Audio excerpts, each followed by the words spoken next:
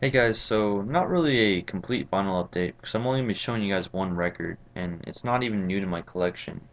Um, I've done this before with one record where I reintroduced it not as part of my, like count up to the collection, but as replacing a previous record.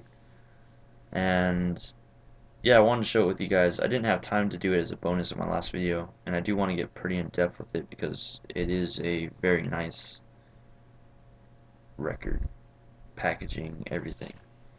So, the In Rainbows Radiohead Deluxe box set. Been trying to get my hands on this one for a long time. It sells for about 80 bucks, which isn't bad, but it's just beyond my budget for what I'm willing to spend on vinyl right now. Because I already spend more than I should. Um, However, someone put it up online for uh, $55 plus shipping, and that's because it's missing one of the more important pieces of it, um, but not exactly unobtainable. I'll explain when I get there. Um, but for 65 bucks, I couldn't pass it up. I messaged the guy right away, and he was like, "Yeah, like totally, cheers." Um, and unfortunately, the next day he messaged me saying that his wife had sold it to the local record shop for much less than he was selling it to me. Total bummer. Um,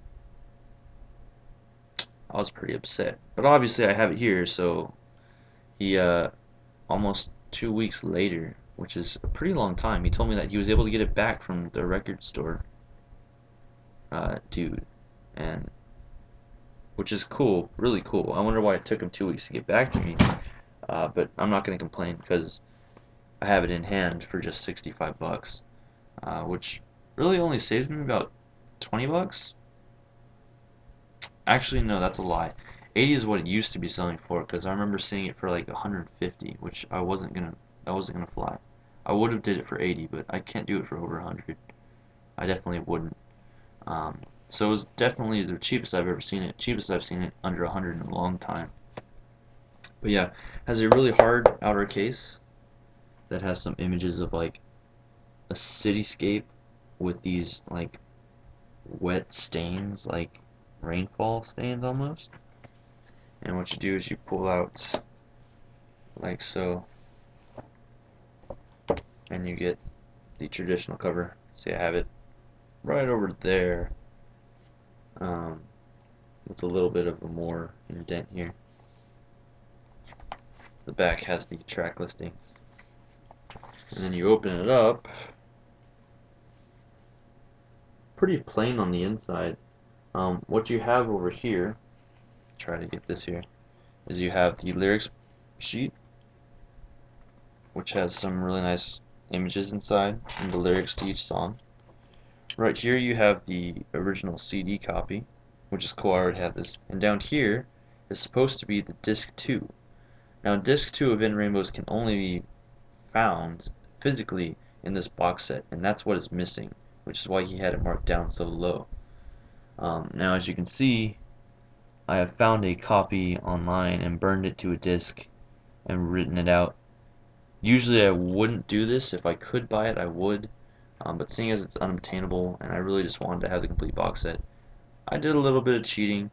I mean, it's not like I can buy that disc, and I am paying for the box set. So my conscience is fairly clear on this. Um, Not a big deal. Some really good songs on here that I wish would have made the record, because it's like they're, the songs they discarded. Up over on this other side, you pull this out here, and you have a really cool, uh, kind of hard to show you guys, art booklet here. Really neat stuff. Just cool to look at. There's nothing written inside, but it's really cool to look at while you listen to the music. And then the records themselves are in these flaps on the side, and you just pull them out. It is a 2 LP, pressed at 45 RPM on black vinyl. It's not 180 grams, which would have been really awesome. But a 2 LP pressed at 45 sounds pretty damn good. Um, I'm definitely really highly pleased with the sound quality. It's much better than the other one, which is a single LP pressed on just regular 33 RPM. Um, Not saying that that one sounds bad, but this one sounds much better. And given that it's one of my favorite records, that superior sound quality is much more appreciated. Um, Really happy to own this as one of my favorite records, especially for the deal I got it at.